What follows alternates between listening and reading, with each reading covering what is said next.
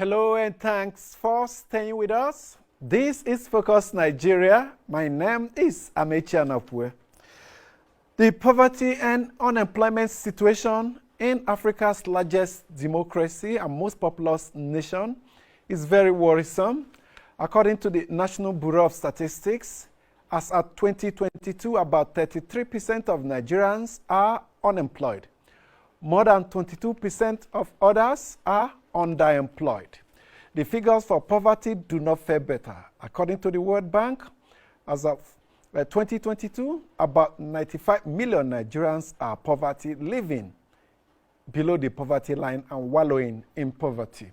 Now, social scientists insist the current security situation in the country is traceable to the high poverty and unemployment situation in the country. Unfortunately, this hardly gets mentioned on our national discourse. Even when it does, it merely gets the attention of both the government and the people, including the major stakeholders. And so on our discourse today, we shall dwell on how Nigeria can deal with these twin concepts. Not very good concepts, you must admit. My guest is Senator Ikechukwu Obiorah.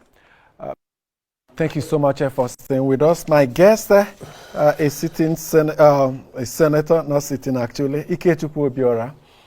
Researched into issues of poverty and unemployment, areas that we don't usually move into. And even when we put it on discourse, it doesn't really attract much attention. But we mustn't fail to always put it on the front burner. Many believe, social scientists, that the current security situation that is worrying in Nigeria is likely due to high unemployment rate and high poverty rate.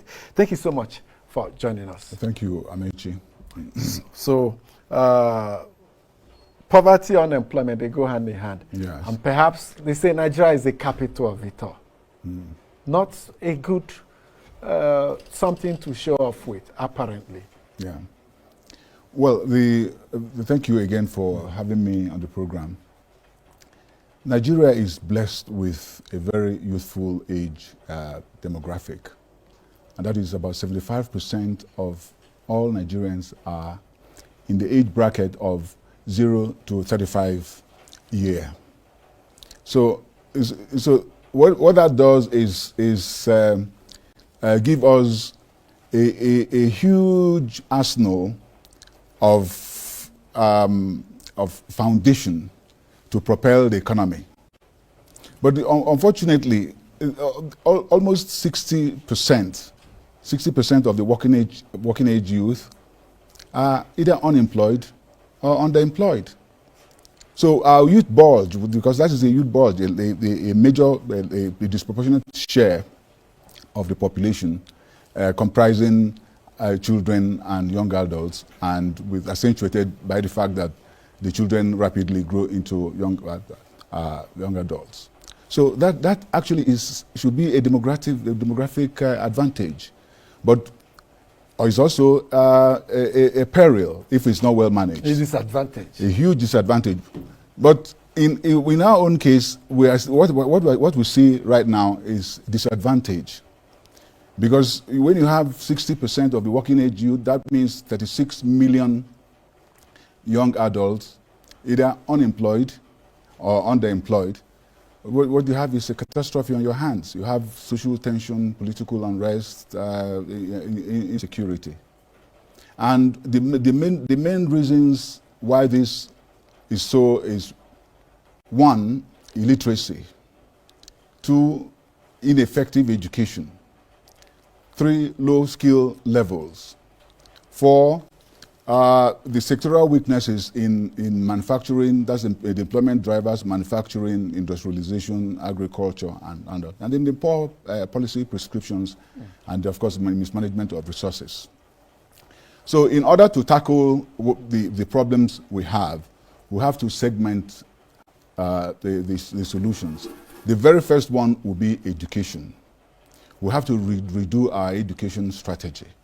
The Brookings Institution came out empirically to say that for such a country like Nigeria with such skills gap and education gap, it will take 100 years to catch up. 100 years. And does Nigeria fall into that category? Yes. That's why we're a low-income country.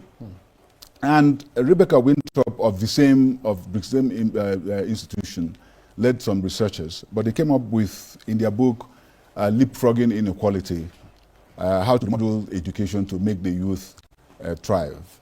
They worked out some scenarios that will help, and they came up with a framework, essentially targeting access to education, quality of education, and the relevance of education. What the education we have in Nigeria today is glamorized in the conventional sense. The technical education that should equip the kids with technical skills and know-how and practical skills and all that is completely neglected. You will notice that in the whole educational spectrum, we have only 644 technical institutions. That is technical colleges, polytechnics, specialized institutions, 644. Compare that with 23,000. Have we really appreciated where we have found ourselves? Have we understood the fundamentals, the basics, the foundation, like you're propounding?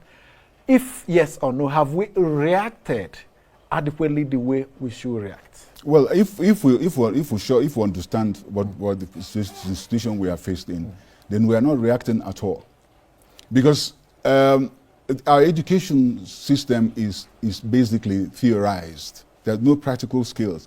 You know that vocationalization was supposed under the education national education policy to be introduced at the junior secondary school. That is introduction of practical skills and know-how, and infusing the pupils and students with that optimism towards career skills, being career skilled craftsmen, technicians, technologists, in order to fight frightful unemployment. But that hasn't happened. As a matter of fact, the national ambition is that basic education school leavers 86% of basic education school leavers would transcend and go when they move up to the higher level, they will go to technical schools. 86%. But what we have less than 3% doing that. Because the bulk going into the bulk of the students are going into the normal ones. When you ask a person what do you do, you say business administration and all that. Let me tell you, one certified technician in today's Nigeria, under the platform of demand and supply and importance, one certified technician, a plumber, a technician, is more important than 3 lawyers put together. I'm a lawyer. So I say that in terms of contributions to the economy, with the economy we have today. As a matter of fact, the Korean register, that's the Council of Registered Engineers of Nigeria, their register shows that you have 62,000 as at July 2021. You had 62,000 engineers. But technologists 6,000, technicians less than 1,000, and it should have been the reverse. Craftsmen about 2,000. You know, that is like, you know, the Great Pyramid of Giza. That is like turning it upside down. You know, the pyramid is like this, but in this way it's like this, because without foundation, without base. So because 62, the ratio globally, the ratio of craftsmen to engineer. To an engineer is 20. Well, when you have one engineer, you have to have 20 craftsmen. When you have one engineer, you have to have there are 7 technicians. When you have one engineer, you have to have 4 technologists. So the step. So just bear with me. Okay. So that when you have 62,000 engineers on that record, you ought to have 1,250,000 craftsmen. But what do we have? We have 2,000. When you have 62,000 engineers on that roll, you ought to have 450,000 technicians. But what do we have? 937. When you have 62,000 engineers, you ought to have 250,000 technologists. But what do you have? 6,000. So that will give you the proper perspective that the technical know-how and the manpower will require to diversify, create jobs, and for the people to be able to self-employ and get jobs. Clearly absent. So it presupposes that we have to urgently and perhaps radically change our education structure. Yes, but how do we do that? Yes. When, for instance, the polytechnics that are supposed to and monotechnics impact these skills on citizens are being converted to universities. Oh, okay. So they say that's a major problem. It is because we have an institutionalized perception of inferiority on regarding technical institutions. That is, it is institutionalized. As a matter of fact, Cookie's commission, as far way back as independence, came up with a salary differential that put a university graduate at a particular level and a polytechnic graduate at less. Entry level for university graduate, grade 8. Yes. Level 8 for a 7. A polytechnic 7. 7. So and then the polytechnic now has a glass ceiling beyond which you cannot go. Yes. And that's a level. You can only be an executive officer in the federal service. Okay, but if you look at it, the polytechnic graduate, the role that is probably grounded, is much more important than 1,000 the ordinary conventionally trained graduates like lawyers, like us. So we have a major problem on that. But under my plan, we are going to now redo that to glamorize technical education through mass sensitization, mobilization, public campaign, and incentives. We're going to incentivize people to go to technical schools. And we're going to set up a National Education Rehabilitation Task Force, an internationally composed task force that will be charged with rehabilitating all technical schools in Nigeria. All technical schools, private technical schools. Do we need a task force for that, or yes. do we ask the department in the Federal Ministry of Education let me join with other departments at the state level, Ministries of Education? We have had too many a ministry. What we require now is action. Well, like when I appeared on Arise last time when I was discussing my anti-corruption plan, I made it clear that we are in a steep decline regarding our fiscal fundamentals. We don't have money. We are almost broke. Revenue crisis. So what we require is we need international assistance. And to get the international assistance, we have to globalize. We have to open up. This nonsense about sovereignty, when you see somebody that will help you to do something, you say no, because he's not a Nigerian. It's atavistic and ancient. If we set up a task force, we're going to ask UNESCO and UNDP to make their own inputs in the task force. That's attracting talents and special skills. Yes, and you see, once you do that, once you have an international task force, the donor agencies will take interest. Because first of all, they know you're doing best practices. They know that you are well-meaning. And they know that whatever money comes out there will be due processed. We're not going to steal the money. So under my plan, we need to set up that task force. And the president will put the weight of his office, which Teddy Roosevelt would back in the days called the bully pulpit. He needs to put the weight of his office to drive that process and enlist public support and donors' interest. It will cost billions of dollars to rehabilitate our polytechnics and then infuse proper teaching staff and then the equipment. Because bringing up one certified technician is much more expensive because you need equipment, you need labs, and all. And that's another problem. Yeah. The few technical-based education institutions we have, are they equipped? What of the teachers? No, are they well qualified to impart the knowledge? You see, that's where my plan comes in. That under my plan, we have a task force. Once we have an international task force to rehabilitate these schools, then they will hire. And if in my book, How to Lift Nigeria Out of Poverty, I made it clear that we should no longer be concerned with nationality regarding teachers, particularly technical teachers. We're going to cast as wide a net as possible to the world, to Asia, to Africa, to get... That's what the rest of the world is doing. That's what we'll... Attracting special talents. Yes. So that is the educational part of it. Now... but can you afford to pay them if you attract them? I'm telling you that once you put up that task force, an international task force, and the president drives it, goes to the foreign capitals to sell it.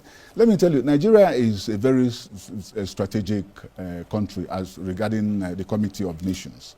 Anything, we are notionally the giant of Africa. You see, the international community is much worried with the state of insecurity. So anything they see that we're going to do well, to alleviate the situation, they will get involved. But we have to set up the parameters properly. And that is setting up an international task force. And I've worked it out under my plan on how that will be done. But we must be globalized in our thinking to achieve that. Now, it's because of want of time, I must let you know that getting the pupils and the students proper education, technical education, will solve the problem to an extent. But it will not completely solve all. It will not eliminate. It will not eliminate the problems. You have 700,000 graduates of all works coming out onto the per annum coming out onto the labor being empty to God knows where. So, and then you see, and then there's nowhere to go because they lack practical skills. There's nothing. So what do they do? What do you ask him? What do you do? You say, I studied business administration, but there's no white collar jobs and all that and all that. And you see that what he has. There has to be a business for it to be administered. You see that our public roles of labor is now been dogged by racketeering. We're selling employment and all that. So you know. So we have to give practical skills to our students in order for them to endure and come out. Well, what you're saying in effect, as we get set to go on a break, is that the normal classification of white collar and blue collar jobs, the blue collar should be at the base. They should be more in number. And the white collar up just that stratification perhaps may not capture it properly. Okay. I used that analogy only in relation to the engineering. But what I am saying is that we will have to give much more accent. We have to give much more importance, much more glamour in order to attract talent to the technical world, because that is what will drive the economy. But that is not where it ends. We have to get starting point. There's a starting point. We have to get the economy moving. Okay, so you see, the main employment drivers in any economy is industrialization and manufacturing. But in Nigeria, they're absent. We are totally okay, let's go on that break now. When we come back, we'll look at practicalities about how we can get this going. Because as it were, it's Nigeria's biggest challenge. Yes. Creating jobs and pulling people out of poverty. Yes. Other countries are doing it with varied success. Stay with us.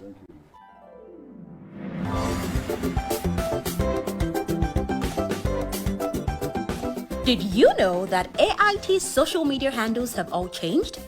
If you are one of the millions of our followers on Facebook, Twitter, and YouTube, this is introducing to you AIT's new official and rebranded social media handles.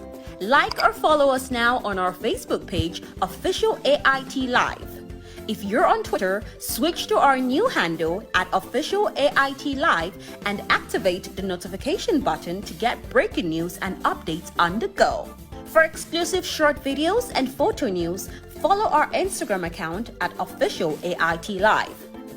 Subscribe to our YouTube channel, Official AIT Live, and enjoy live streaming of news and your favorite programs, where you can also watch our broadcast materials at your own convenience. Note that Official AIT Live is the only authentic social media profile name with all the handles on our website ait.live, with a notification prompt to accept and receive breaking news and updates on the go. Log on to Facebook, Twitter, Instagram, and YouTube platforms on your smartphone, tablet device, laptop, and desktop to follow us now.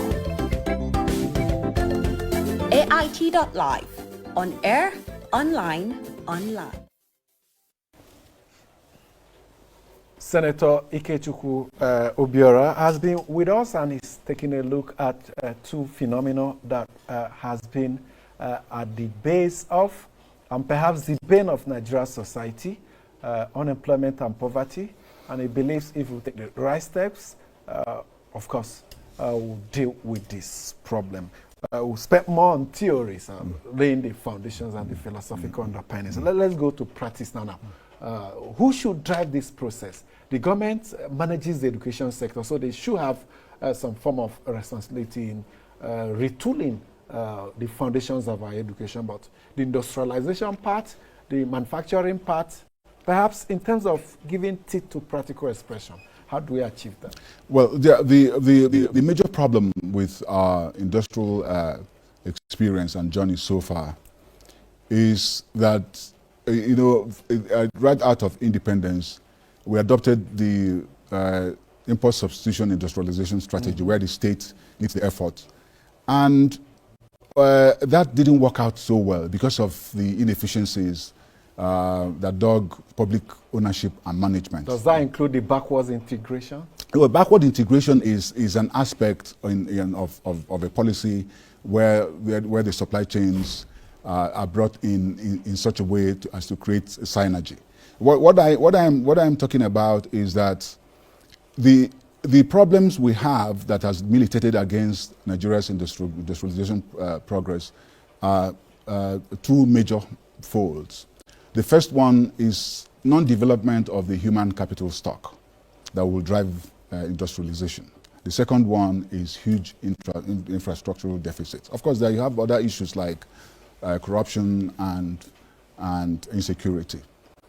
Non-development of human capital stock, part of our discourse now on education is that. But beyond that, the import substitution industrialization strategy denied us of private sector-led investment, and that came with, of course, nepotism, corruption and all that, and then they led to the floundering of most of those corporations, the refineries, the car companies, the Anamcos, and all that. But it had a singular advantage that we didn't use, because the government. Since the government was the owner or majority stake owner in all those corporations, the government could have used that to drive on-the-job training of Nigerians. If I had done that, we would have had people who would teach the next generation would teach. But that wasn't done. We were sitting pretty. We had all money. We transplanted the corporations here in turnkey. We even brought in people from abroad to sweep the ground. So we did not in any way try to train our people. So that is a major problem. We did not take benefit of that system to get our people trained. Even perhaps at internship level? Yes, internship on the job and off the job. Right now, I've worked it out. I participated in the Senate when we passed the Nigeria Oil and Gas Development Content, and that was to as the local content commission. Yes, and that was to infuse, to make sure, to deliberately, to systematically develop capacities of Nigerians and capabilities, and all. So that for the first time we gave a legal framework to that sector that will bring in training. Will bring in capacity development. But unfortunately, when I read, because I've been following that, I participated very effectively in the passage of that law, so I've been following that. I see that the Content Development Board, they are much more concerned in the quantum of contracts given to Nigerians, which is correct, which should be that concerned, and the material resources deployed. But that will only go so far. The critical fundamentum of it all is in capabilities, in know-how, in knowledge intensity. Skills and competence. Yes, in knowledge intensity. That hasn't been done. We have to. Or perhaps as much as you would I've written a couple of times to them that they will need to change course. And the government hasn't also leveraged its immense power of procurement in the private sector to insist that Nigerians be trained. Julius Berger has earned about $50 billion so far now in various contracts for the number of years they've been in Nigeria. But how many engineers have they trained? No. Do you blame them? No.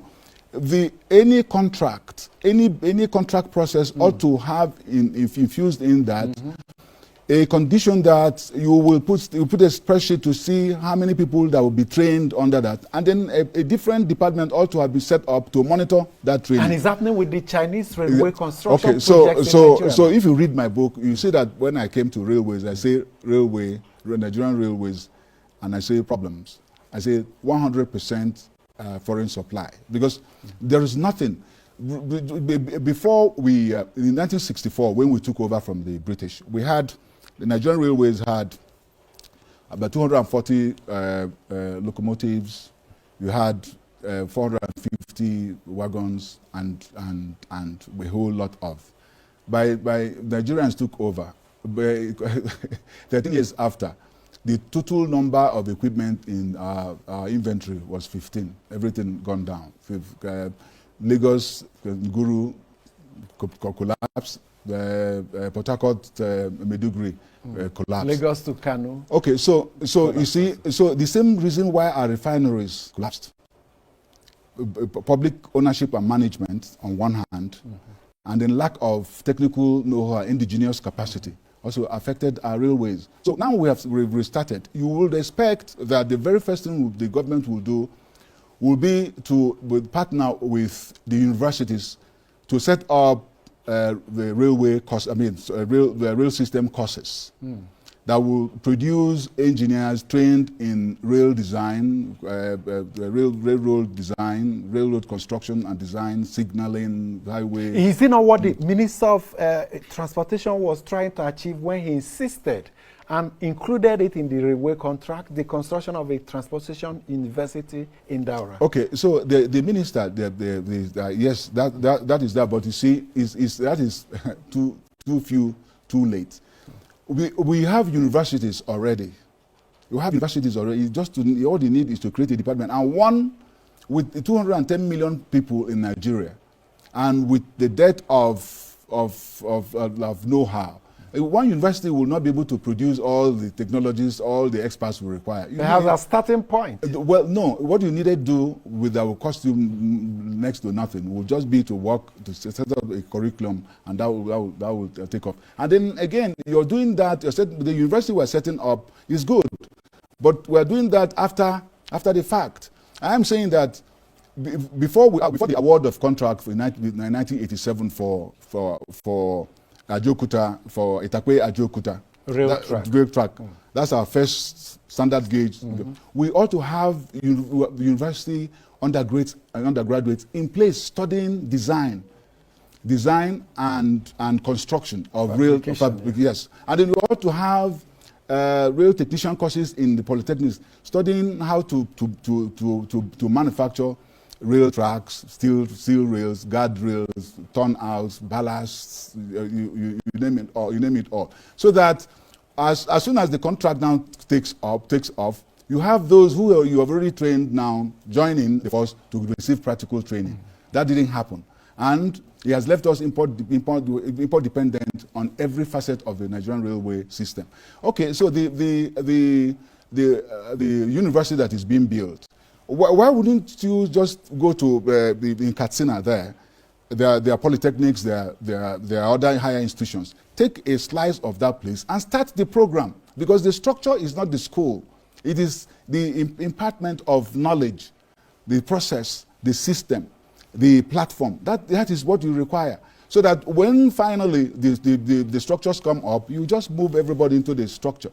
But how many years were we spending? And you know the Chinese are one of the most cunning people. When they go into a country, they go with the people that make the tea. They make their tea. They have no creating jobs.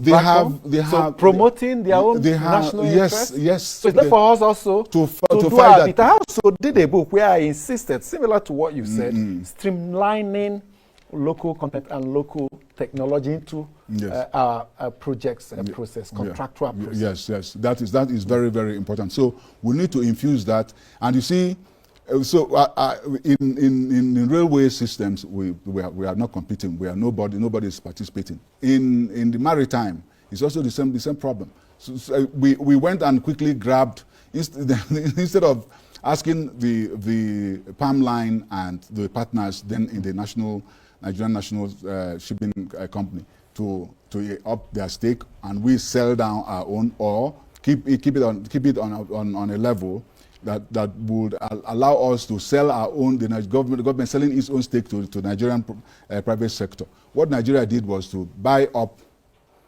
the palm line and Edda Stemster and then turned it into a 100% government agency. What do you have? You have the same problem of inefficiency of public management without know-how, and the national line collapsed. And as soon as it collapsed, that has messed up everything we are doing in the maritime sector. We are not able to train cadets because you require seafarers training on board ships, ocean-going vehicles, ships, but we don't have. So you have thousands of young people who have been churned out from Oron, and all the Maritime Academy. Yes, and you have thousands of them churned out. They are driving Okada on the street. So NIMASA now comes up with a program that will train them abroad. How many can you train abroad? And right now, if you check how much they spent over $140 million spending, trying to train these people abroad.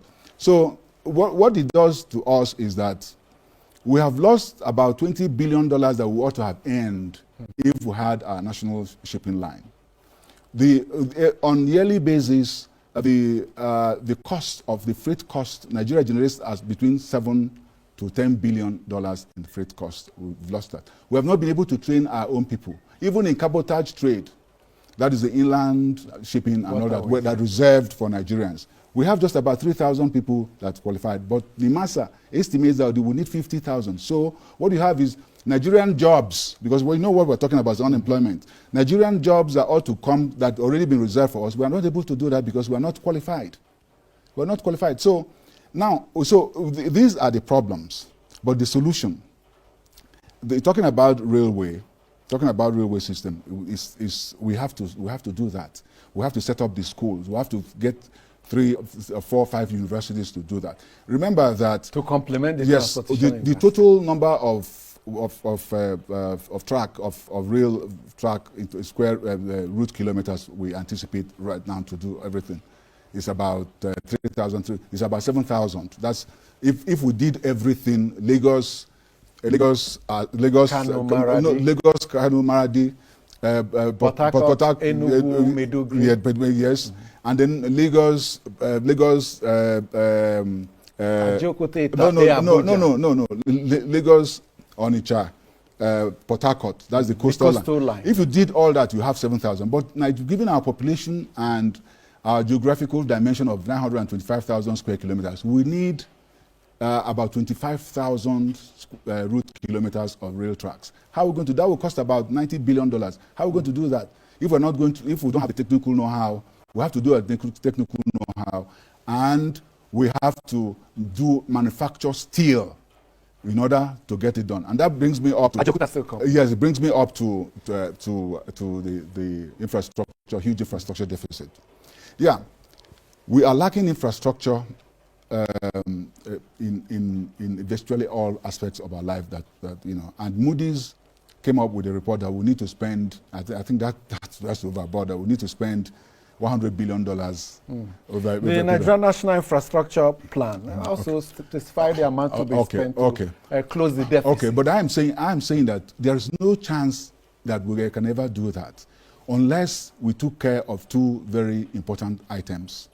One is power, and the other one is steel. I've talked about the development of human capital stock that will drive the process. But we ought to have power, electricity, and we have to have steel. Okay, so in power, where are we in power? The privatization that took place in 2005, that started in 2005 with the law, and the Reform Act. The Reform Act that took place 2005, and then finally was crystallized in 2012-13. it was a beautiful step in the right direction, but it hasn't delivered. The reason is that we are running away from the problem.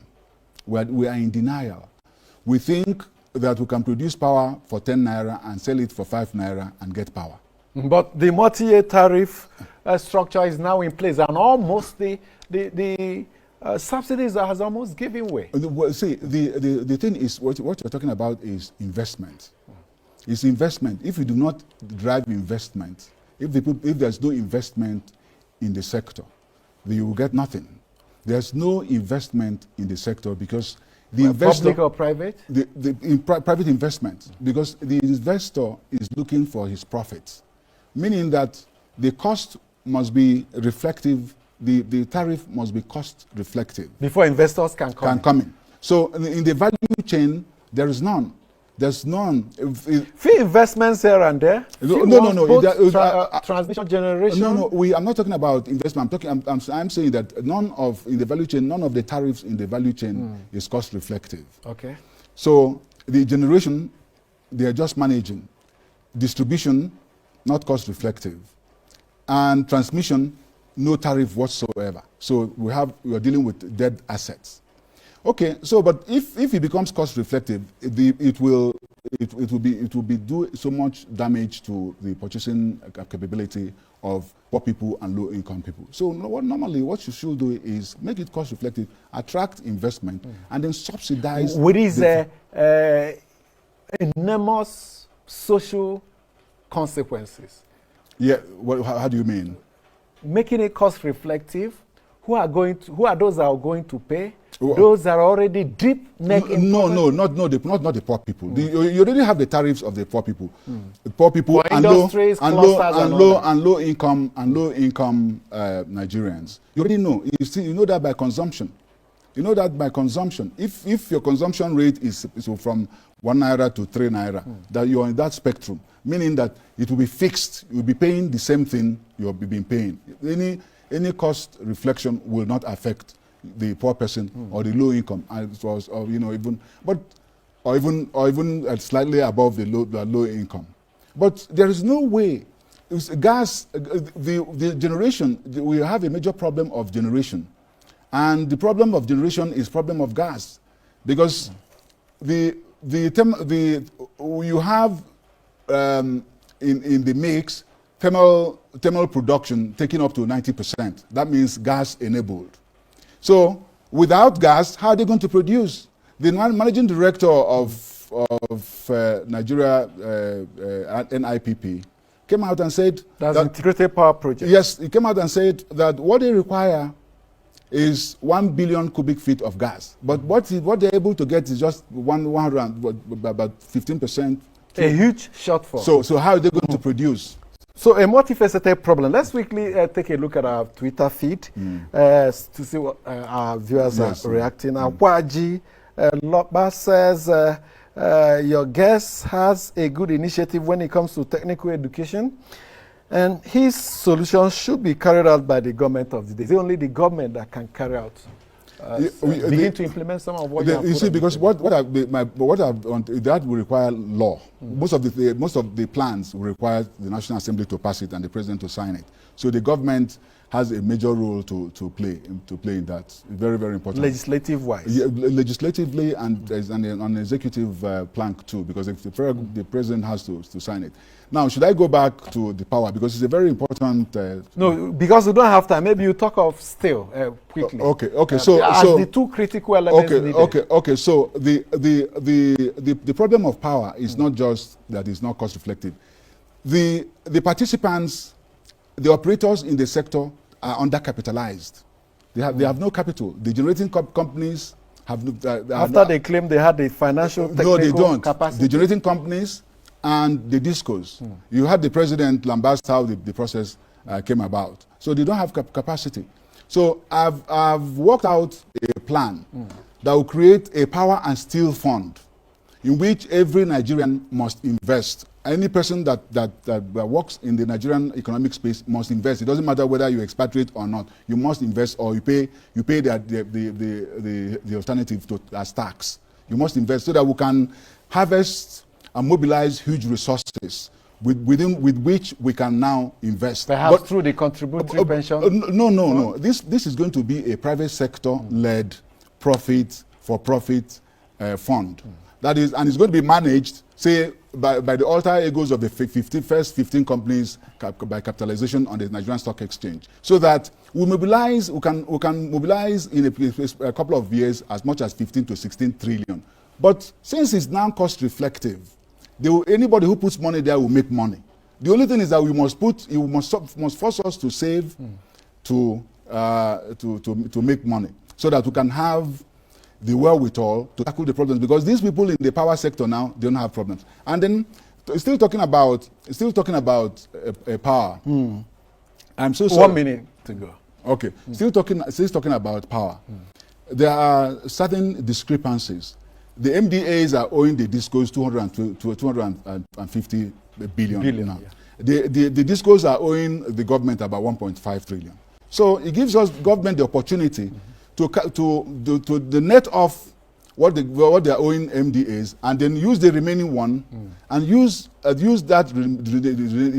convert that remaining one into equity, meaning that the core investors in this discos that are not capitalized, their stake will go down, and the government will have the leverage. The government that had lower equity will now become the majority. Yes, but it's not going to. The government is not going to get. The government will now sell it to this fund to be managed by who? That's another. No, I'm telling you. The first 15 companies by capitalization in the stock exchange. They will be the directors. That is the alter egos, the chairman. So that maybe Dangote automatically becomes the chairman, followed by Boa and whoever in that order. The first 15 first 15.